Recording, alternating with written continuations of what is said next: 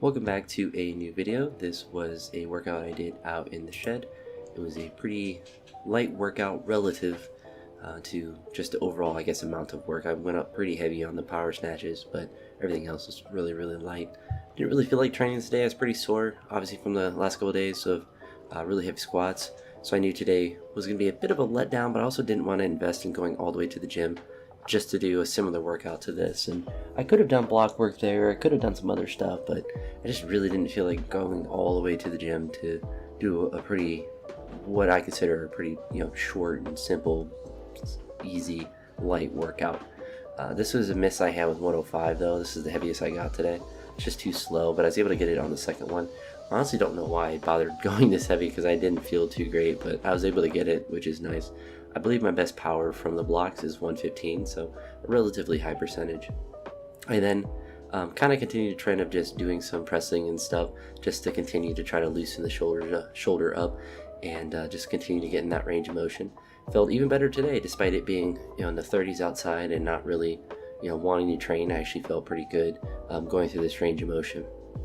After doing those two presses there, I did some snatch push press after walking it out from the rack, but just did a set of 10 here, and then I did some just regular grip push press behind the neck with the same weight for a set of 10, which is a movement I don't generally do, but it actually felt really good. I didn't have any discomfort with that movement, which was really interesting, but might be something I add into the future, not just snatch push press, but maybe some closer grip movements like that, since it's pretty easy to get some large amounts of volume in and to re-rack it. It's kind of just like mindless. You're just kind of re-racking on a strong part of your back for the most part, and it's it's really easy on the wrist too, because you're not really worried about re-racking into that front rack. So it was interesting, so I might add those in just to get additional volume in, especially in like push press movements.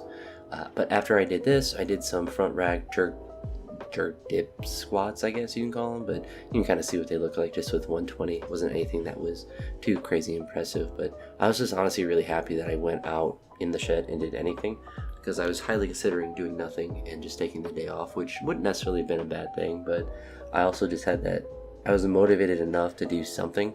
It's just these are the hard days to train out in the shed, obviously if it's super cold, because you're not going to get like a super maximal workout, especially when you kind of don't feel great anyway. But at the same time, like, you still want to do something. This is probably the biggest advantage of training in the summer, is days like this, like there's no worry about the weather when you're going outside. It's it's 80s or 90 degrees outside, so you're always going to be warm, if anything too hot. And so at least no matter what, you're always going to be able to get a good session. And even if I went out at 10 o'clock at night, it's going to be still in the 70s, but in the winter it definitely gets a bit sketchy out there. But honestly, the shed got warmed up pretty well.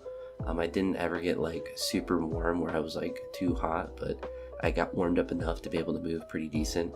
And I think anything under the 30s, like today it was in the 20s, I think today would have been unbearable to do any sort of heavy lifting. But I always say that, but then I just go out there and do something anyway. But I think in the 30s you're kind of just trying to get what you can get.